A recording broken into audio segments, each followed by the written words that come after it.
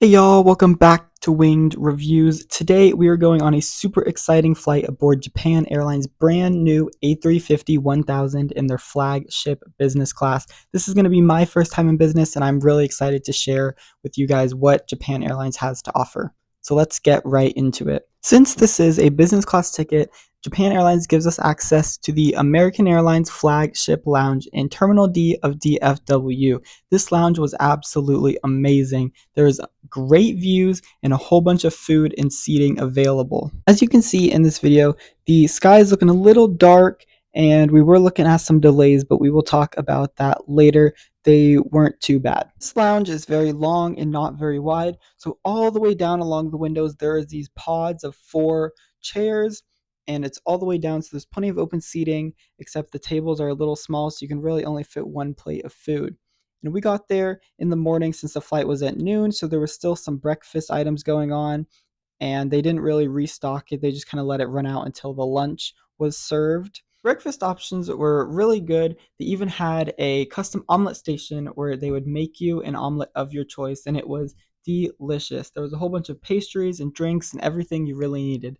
This lounge was definitely next level, and I would highly recommend coming to this lounge if you have access to it. They don't serve any alcohol for breakfast, but around 11:15 when they start serving lunch, they put all of the alcohol out, and it was just crazy how much they actually had. There was a whole bar area behind the lounge, and it was just filled with bottles. You come and serve yourself, and it's unlimited. And then there's a full section in the middle with just bottles of wine, atop bottles of wine, and they really have everything you need in terms of drinks. After a short 2-hour lounge visit, I was ready to head down to the gate because I wanted to be one of the first people to board this aircraft. So we headed down to the gate, and there was 3 separate lines for boarding, one for first class, one for business class, and one for economy. So we got in line, we were the first people in line. And one thing I noticed was that there was so many gate agents. Everyone was standing around and ready to help you if you needed it. So the people with priority boarding and who needed assistance got to go first, and then first class, and then us. So we were one of the first people on the plane, and it was really cool.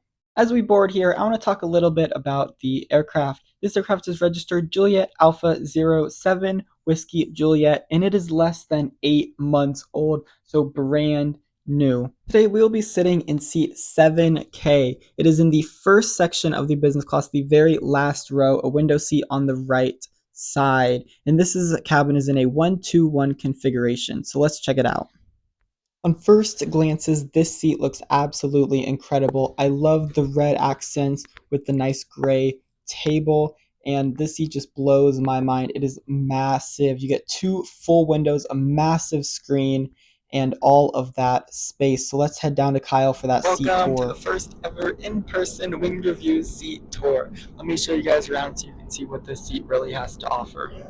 So first, over here, we have this amazing light little lamp thing, and it has a little light at the bottom too. And then over here, there is a normal plug, the earphone plug, and then a USB-A and USB-C charger so you can plug in. There's also a wireless charger at the bottom here. And then if you open this compartment up, there's a little compartment in there. It's really a weird size. You can just put some little things in it, but the Amenity Kit doesn't fit in there. The headphones don't really fit. So that's a little weird thing about this seat. And then up here, there's another little compartment.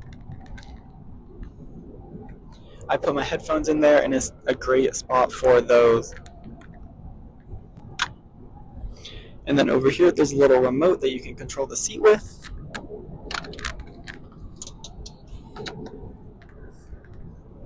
This little remote can do a whole bunch of things. You can swipe down, and there's a whole bunch of stuff like volume and brightness. You can call the cabin crew or change the lights. And then over here, there's some buttons that control the screen. So if I hit A, that pops up. B doesn't really do anything. Y doesn't really do anything. And X doesn't really do anything, but I guess that's for playing games. And then there's also some touchpads so you can touch the remote, and then you control the screen there too, so that's pretty cool. And then over here we have our water bottle, our amenity kit, which I'll go through in a second. And then here the tray table pops out. And and then it slides out. And it slides in and out, and then it's not very stable though. Like it moves around a lot. But other than that, it's pretty good. The literature pocket for the seat has a whole bunch of stuff like this menu, which I've already gone through. There is a seat guide, and it tells you everything there is about the seat and how to use it. So that is actually really cool. And then there is seat instructions. And then there's a Wi-Fi guide to tell you how to connect to the Wi-Fi. And it was definitely needed because it took me like a good 10 minutes to figure out how to connect to the Wi-Fi. And then there is the safety card. And we have 2 magazines. One is the duty-free magazines, and one is just a normal magazine. But yeah, a loaded literature pocket, and it goes right there. And the one thing I also didn't like about this tray table is it took a little while to figure out. Like you have to pull it all the way towards you, and then you have to slide it inwards. Here, let me show you guys. Okay, so to get the seat in, you have to pull the little latch out all the way down and then push it towards the bar. And then once it clicks, you can rotate it over and then push it back in. For some reason, that took a very long time to figure out. I was sitting here struggling, but it finally worked out, so that's okay. Okay, moving on with the seat tour, we got down here. If you push this in, it pops it out. You can put your shoes in there because they give you these nice little slippers. And then over here, you can open up this latch and then pull it all the way in. And there's a hanger for your jackets or sweaters or anything like that. And then and of course you have the door, pull in and out, which is very nice. And then down here you have all of the seat controls for everything that it does. That was a long seat tour, but as we pushed back, I got to see this person waving to us as we departed, and that was really cool. I've never seen that before. He even had a really big white glove that he put on too. One cool thing about Japan Airlines A350-1000s are that they have dimmable windows in first and business class, and then regular windows in premium economy and economy class. And these windows were really fast and they worked really great and blocked all of the lights. And this was only partially dimmed. While we were taxiing, I took the opportunity to look around the cabin, and this cabin was very, very spacious. It had such an open feel, and it's because all of the overhead bins in the middle section were taken out, since there's storage for your suitcase in the seat and on the outer edges. And this cabin was pretty small. It's between the first and second door, so there's the 6 first class suites up front and then 20 business class here. And then in the second section, they have 34. So this is definitely the smaller section. So if you want more privacy, this is where I would book your seat. Now, this is where the weather delays I mentioned earlier really caught up to us. We were probably sitting on the taxiway for about 20 minutes before the captain came on and gave us this announcement. Over 20 aircrafts are waiting for their departure clearance. The reason is the strong cloud is approaching to the airport from north side. So many traffic are avoiding the cloud. So we need about 1 hour for our departure clearance. Since we'll be waiting for a while, let's take a look at the Amenity Kit. We have some hand lotion, a toothbrush, earplugs, a charger with USB-C and Lightning. If you pull the Lightning part back, the USB-C is underneath, which is pretty smart, and I used it for the whole flight. There's a phone stand right there, eye mask, and a tissue. All pretty standard stuff, but I really love the charging cable. It was an amazing addition and definitely useful. During our 1 hour delay, we taxied all the way around the airport to the other side to get in line to take off. There was a few other wide bodies in front of us that got to go first, but after that, it was our turn to take off into our 12-hour journey to Tokyo. So hope you enjoy the takeoff, and I'll see y'all after. ベルトサイン点灯中はお膝の上のお子様をしっかりとお抱きください。Attention all passengers, we'll be taking off shortly. Please fasten your seatbelt tight and low, ensuring it is not twisted. Also, please return your seat back, table, footrest, personal TV set, controller, and cup holder to the original positions. Passengers with a baby on their lap, please hold your baby tightly while the seatbelt sign is on. Thank you.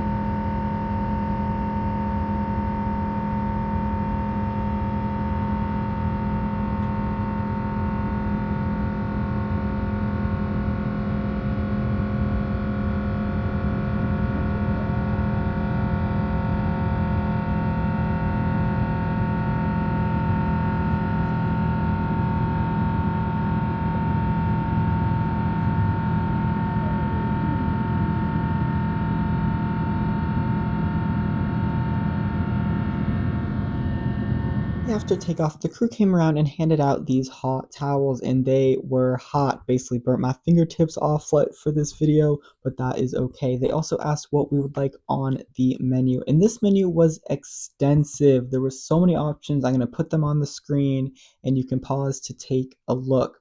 But I went with the prime beef tenderloin and the Sky Time drink. I highly recommend trying the airline signature drink when you are flying with them. Like for Finnair, I've tried the blueberry juice, absolutely delicious. And this time I got the Sky Time drink, Jal's signature drink, and it was delicious. I definitely had at least 8 glasses on this flight alone. Amazing. So I highly recommend you guys try that drink. First course that was served was warm nuts and olives along with your choice of drink. So it was a good appetizer to start. After that, we got the real appetizer, which was a roast beef and bruschetta red potato salad. It was not too bad. The beef was cold, but it was still pretty good along with the sauce too. The presentation was pretty nice and the meal was not too bad overall. And then also it came with a whole bunch of silverware, 2 forks, 2 knives, a spoon, and a butter knife. And now it's time for the main meal, the beef tenderloin. This is the part I was looking forward to because I had some high hopes. And this is going to be my first time having steak on the plane. I did have to ask for a bread roll because everyone else had one and I really wanted one. But at first glance, it looks great. We got the steak, mashed potatoes, some sauce. And yeah, let's dig in and see how it is. Overall, this whole meal was great. The steak was hot, the mashed potatoes were hot, and I really did not have any complaints except one, in that the steak was cooked well done. I prefer my steak medium, but everyone likes it differently. And yeah, other than that, it was pretty good. The steak wasn't too dry, and it was just delicious. The last part of the meal to be served was the dessert, and on this flight, it was a raspberry blanc manger. The presentation looked amazing, but it really just was not my kind of dessert. It was very sour and yeah, not my thing, but other people found it to be really good. Now, let's check out the Inflight Entertainment. This screen is absolutely amazing. It's a 4K 24-inch display, very responsive. And there's a whole bunch of different options. You got movies, audio reading, food and beverage, amenities. And there's even the aircraft layout, which is very cool. So if we go back to movies, there's just a whole bunch of options. Not a lot of English options, but you can definitely find something to watch while you are traveling. There's also this thing, you can hit this little heart right here, and then it'll pop up in your liked section so that you can watch it later in the flight. So lots of different options, TV programs, and they sort it by comedy, sports, music, all sorts of stuff. Then if we go back, we can go into food and beverages, and it'll tell you everything they have on today's flight, the set menu, and then the a la carte items and stuff. Yeah, very nice. And then all the beverages they have available too. Then if we go to menu, we can go to the flight map, and it'll tell you exactly where you are and how long you have left in the journey. And then even this plane, there's a front and a tail, and I really like how crystal clear these cameras are. One thing I really like about the screen is that it instantly changes. There's no lag, I never have to wait, and it's very different from all the other economy IFEs where it's kind of laggy, but this is perfect. Another thing I want to talk about is that there's 3 ways to listen to your in-flight entertainment. There is the headphone jack right over here with the headphones that are provided, or you can connect your Bluetooth headphones like your AirPods, and it actually works really, really well because you can get the comfort of having your own headphones with the great audio. And then lastly, there's in-seat speakers. I have tested them out. They are super duper cool. See right here are the speakers on both sides. And if you fold them in like this, they work really well, and they're actually really loud, but they're not so loud that you have to hear other people. If you're in first and business class, you get free unlimited Wi-Fi for the whole flight. It is a little confusing on how to connect, but there is a guide in the seat for that. But it is pretty fast. You can text and stuff, but it takes a little while to load videos. But other than that, it's pretty good and a nice feature to add. Hey y'all, welcome to the business class lavatory in the front. This lab is pretty nice. Look, there's this little small mirror that glows so you can touch up your makeup. A big mirror over here. We got a whole bunch of bags, a little empty compartment, and then down here we got hand sanitizer, mouthwash, toothbrushes, face mist, just like perfume, hand cream, toilet. There's a little thing that comes down here. I'm not sure what that is for. There's seat covers, a baby changing table, another mirror over here, coat hook. But what's super fancy is there is a bidet in the toilet, which is pretty cool in my opinion. So yeah, this bathroom has a lot of amenities and it's pretty cool. It's about more than halfway through the flight. I think this flight is going really good. I just got up from a nap and it was amazing. Like the best sleep of my life on a plane. So yeah. Next meal service is coming up. One feature I want to get into before I talk about the full lie flat bed is how you can order food and drinks directly from your seats. All you have to do is just hit add to cart on an item you want and then hit place order, and they will deliver it to your seat just like that. I ordered the ramen soup bowl and it was absolutely delicious. I had 2 bowls of this while I was on the flight and it was amazing, hot, and the flavor was just so good. And then my dad ordered the cheese platter, which he also said was pretty good. Now, let's talk about one of the best features of this seat, and that is that it turns into a fully lie flat bed. It is 6.5 feet long, so me being 5'8", I had plenty of space. I was not touching the walls, and I had plenty of space in the footwell. It was super duper comfortable, and it comes with a mattress, topper, a pillow, and a blanket. Now we can also test out how dark the windows get. It is still super bright outside. The sun is still up, and I have the windows turned all the way down, and there's practically no light coming through. It was fully blackout, which was really nice. Attendants did dim the cabin lights for a good portion of the flight, but they did not restrict the windows, so passengers were free to open them if they wanted. And I know on a lot of airlines and flights that I have taken, they restrict the windows to be in the fully closed position, so it was nice that they did not do that on this flight. The only major problem I had when the seat was in bed mode was that the seat controls were just blinding. It was right at eye level and where your head would be if you were using the pillow. It was just super duper bright and there was no way to turn it off that I could find. After a short 2 hour nap, I got up and they had the snack section set up with some snacks and some water bottles. I got some chocolate from it and it was not too bad. It was some fancy chocolate.